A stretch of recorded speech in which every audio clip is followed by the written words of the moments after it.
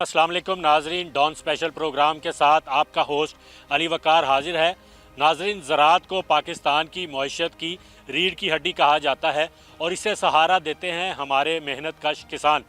मौसमियाती तब्दीलियों के बायस पाकिस्तान की जो ज़रूरी मईशत है वो किस हद तक मुतासिर हो रही है, इसमें कुदरत का अमल दखल कितना है और हुकूमती पॉलिसियाँ किस हद तक ज़िम्मेदार हैं, इस पर बात करने के लिए आज हम किसानों से उनकी राय लेंगे, मुख्तलिफ माहिरीन से ये जानेंगे इस वक्त पाकिस्तानी ज़रूरी मईशत को किन चैलेंजेस का सामना है और इनसे कैसे निपटा जा सकता है। तो आइए चलते हैं, उनसे बात करते हैं।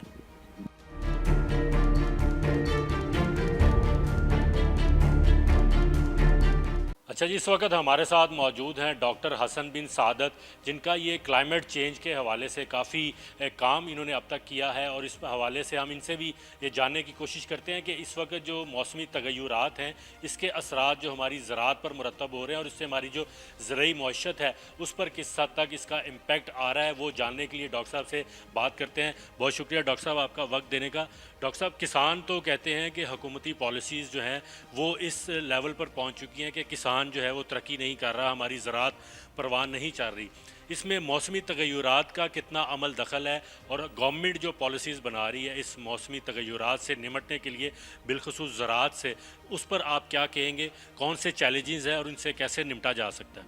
जी, बहुत बहुत शुक्रिया। सबसे पहले तो मैं डॉन न्यूज़ का कि उन्होंने ये जो है आज बड़ा स्पेशल मौजू है जिसके ऊपर जो है डॉन ने ये प्रोग्राम रखा है और ये बहुत अच्छी बात है ताकि किसानों को भी अवेयरनेस मिल सके और लोगों को भी अवेयरनेस दी जा सके। क्लाइमेट चेंज इस वक्त जो है वो सबसे बड़ा इशू है और ना सिर्फ हमारे ज़राअत बल्कि हर शोबा ज़िंदगी जो है वो क्लाइमेट से मुतासिर होता है। और हम यहाँ पंजाब यूनिवर्सिटी में क्लाइमेट चेंज के वाले से बहुत काम कर रहे हैं। इस वक्त जिस लैब में मैं हूँ, ये हमारी जो लैब है वो पर्टिकुलर स्पेशल इस काम के ऊपर काम फोकस कर रही है। Climate change remote sensing research lab है जिसपे हमने पूरे पाकिस्तान के मैप्स बनाए हैं, किस तरह से क्लाइमेट चेंज जो है वो डिज़ास्टर्स कॉज कर रही है, ड्राउट कॉज कर रही है, फ्लड कॉज कर रही है, एक्सट्रीम वेदर इवेंट्स कॉज कर रही है। और ये सब चीज़ें जो हैं वो हमारी एग्रीकल्चर को बहुत बुरी तरह मुतासिर कर रहे हैं। इस वक्त अगर हम बात करें एग्रीकल्चर की, ज़राअत की, तो सबसे बड़ा इशू हमारे पास हीट स्ट्रेस का है। हमारे पास सबसे बड़ा ये है कि क्रॉप जो है वो हीट स्ट्रेस को जो है वो बेयर नहीं कर पा रही और जिसकी वजह से प्रोडक्टिविटी हमारे पास कम हो रही है।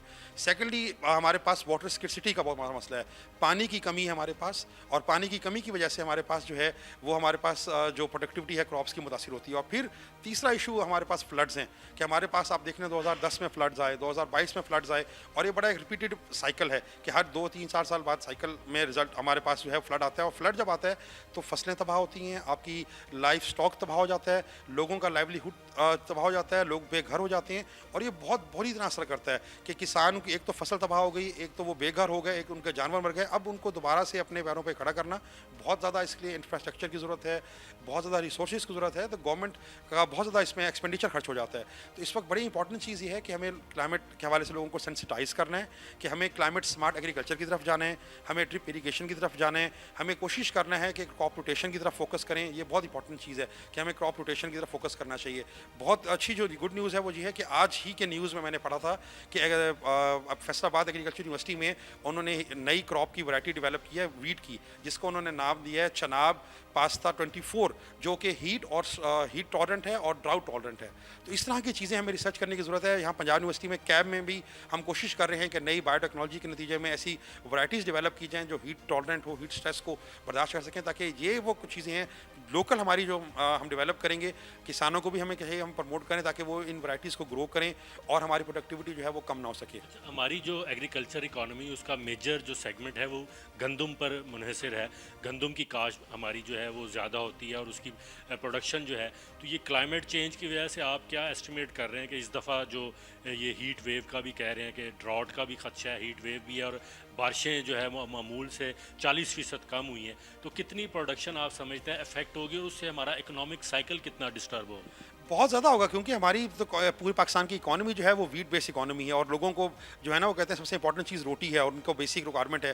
तो अगर खुदा ना खास्ता जिस तरह और 2025 के बारे में अभी तक तो जो पेशन गोई है वो ये है कि this is going to be the warmest year of this decade और नो ऑफ दिस सेंचुरी। अभी तक इस सदी का सबसे गर्म तरीन ये साल होने जा रहा है। ये प्रेडिक्शन आ चुकी हैं डिफरेंट इंटरनेशनल प्लेटफॉर्म से भी और हम भी इस पर काम कर रहे हैं। तो अगर खुदा ना खास्ता ये हुआ तो क्रॉप हमारी प्रोडक्टिविटी बहुत ज़्यादा रिड्यूस होगी। और आप देख लें इसमें बहुत से जो हैं फैक्टर्स और और भी हैं। पिछले साल जो गंदम के साथ हुआ है सब जानते हैं कि गंदम हमें एक्सपोर्ट करनी पड़ गई बाहर से और किसानों को रेट नहीं मिला। इस साल अभी से गंदम का रेट बहुत कम है, जो कि बहुत अलार्मिंग सिचुएशन है। और अगर खुदा ना खास्ता हमारे पास पानी की कमी हुई और हीट स्ट्रेस हुई, तो मेरे ख्याल से डिफरेंट एस्टिमेट्स हैं। कई जगहों पे हैं कि 10 से 15% हमारे पास कम होगी और कहीं पे हैं कि 25% तक हमारे पास यील्ड कम हो जाएगी। खुदा ना खास्ता अल्लाह ना करे इतनी कम हो जाए तो फिर तो बहुत ज़्यादा नुकसान होगा और अनफॉर्चुनेटली कहत साली हो जाएगी और लोग फाके करने पड़ेंगे लोगों को। कि गवर्नमेंट ने सोलर प्रमोट किया है कि सोलर ट्यूबवेल लगाएं, बहुत अच्छी बात है, लेकिन सोलर ट्यूबवेल के साथ साथ लोगों को सेंसिटाइज करने की ज़रूरत है, क्योंकि अब एक नई चीज़ है कि लोगों ने कहा सोलर चल रहा है, पानी जो है वो जितना बेदरेग इस्तेमाल करें, पानी ज़ाया करें, क्योंकि पहले वो पानी का बिल देते थे, अब वो पानी फ्री है। तो अब ये भी बहुत लोगों को बताना होगा कि ठीक है आपने सोलर लगा दिया, बट पानी अगर आप बेदरेग इस्तेमाल करेंगे तो कल को नुकसान आपका होगा। अच्छा सर, ये बताएं जो पानी हम ज़ाया करते हैं, हर साल सैलाब भी आ जाता है और फिर अब हम नई नहर बनाने की भी बात कर रहे हैं, तो वो पानी हम महफूज नहीं करते। सूबों में डैम्स नहीं बने। पंजाब में आप देख लें रिसेंट पास्ट में कौन सा बड़ा डैम जो है बना है या कोई ऐसा बड़ा स्टोरेज पॉइंट जहाँ पे आप पानी महफूज करें। पूरे मुल्क में ही ऐसी सूरत हाल है। तो जो पानी आप समुंदर बुद्ध कर देते हो उसको महफूज नहीं करते, तो फिर आप उसको क्यों एतराज़ करते हैं कि हमारे पास पानी की किल्लत है? बिल्कुल, आपने बहुत अच्छा सवाल किया। मैं इसमें बिल्कुल ऐड करना चाहूँगा कि हमारे पास जो है वो छोटे-छोटे डैम जो है वो वक़्त की ज़रूरत है। और यहाँ पे एक बड़ी इंपॉर्टेंट बात आपने की पॉलिटिसाइज़ करने की। अनफॉर्चुनेटली होता ये है कि जब लोग पढ़ते नहीं हैं तो फिर लोग पॉलिटिकल लीडर्स के पीछे चले जाते हैं आँखें बंद करके और उनको फॉलो करते हैं। मैं यहाँ पे गवर्नमेंट से रिक्वेस्ट करना चाहूँगा कि गवर्नमेंट तमाम सूबों के तमाम एकेडमिया के लोगों को इकट्ठा करें, आप तमाम एग्रीकल्चर के लोगों को इकट्ठा करें और आप कॉन्फ्रेंसेस करें इसके ऊपर बैठ के कि पाकिस्तान के ज़राई मसाइल, पाकिस्तान के मौसमाती मसाइल का हल किया है। और स्पेशली पानी के ऊपर जो है वो कॉन्फ्रेंस होनी चाहिए। ये हर वक्त की ज़रूरत है। आप अगले 6 महीने बाद डिबेट करें और फाइनल करें कि जी आपके जो साइंटिस्ट हैं हर सूबे के साइंटिस्ट आएँ, उनको आप इकट्ठा करें, एक जगह बुलाएं उनको और एक दफ़ा आप इस्लामाबाद करें, एक दफ़ा आप पंजाब में करें, एक दफ़ा सिंध में करें, ताकि सब सूबों को नुमाइंदगी भी वहाँ पे मिले और वहाँ पे फैसला करें कि हमने डिसाइड करना है और ये वो मैसेज है जो हमने लोगों को पहुँचाना है। जब पढ़े लिखे लोग मैसेज डिलीवर करेंगे तो वो डिलीवर होगा। जब सियासतदान करते हैं तो वो अपनी सियासत चमकाते हैं। ये एक बड़ी इंपॉर्टेंट चीज़ है। अब बात करते जाएँ कि जी नहरें बन जाएंगी चोलिस्तान में और वो सिंध का पानी रुक जाएगा, तो हर साल कितना हमारा पानी चला जाता है। बल्कि रिसर्च स्टडीज़ कहती हैं मोर देन 140 मिलियन एकड़ फीट पानी जो है वो आपका बहरे अरब में जा रहा है। तो इससे कितनी क्रॉप आपकी कल्टीवेट हो सकती है, कितनी काश्त और कितना रेवेन्यू जनरेट हो सकता है? बहुत बड़ा रेवेन्यू जनरेट हो सकता है आपका। जिस तरह मैंने बताया ना, अगर हमारे पास ये नहरें निकल आएँ, चोलिस्तान का रकबा हमारे पास अगर जो है बंजर है वो हम उसको प्रोडक्टिव कर दें, और इसी तरह सिर्फ चोलिस्तान नहीं, अगर यही पानी हम स्टोर करके सिंध के बहुत से इलाके हैं उनको हम जो है वो प्रोडक्टिव कर सकते हैं, तो हमारा जो 140 मिलियन एकड़ दरियाए बहरे अरब में जा रहा है वो अगर हम दरियाए सिंध में और रोक लें तो मेरे ख्याल से 20 to 30% यील्ड बढ़ सकती है आपकी। जी बिल्कुल, आपने डॉक्टर साहब की बात सुनी, बड़ी अच्छी इन्होंने जो है अपनी राय दी और इस बात पर भी वो मुत्तफिक हैं। ये जो कॉर्पोरेट फार्मिंग है पूरी दुनिया में ये राइज है, वहाँ पर मिलकर जब किसान बेहतर टेक्नोलॉजीज़ के साथ अपनी फसल काश्त करते हैं तो उसके नतायज भी अच्छे मिलते हैं। और यहाँ पर भी अगर पाकिस्तान में ये कॉर्पोरेट फार्मिंग को सियासत से हटकर मुल्की मुफाद में फ़रोग दिया जाए तो पाकिस्तान भी खुशहाल होगा और पाकिस्तान के किसान भी खुशहाल होंगे।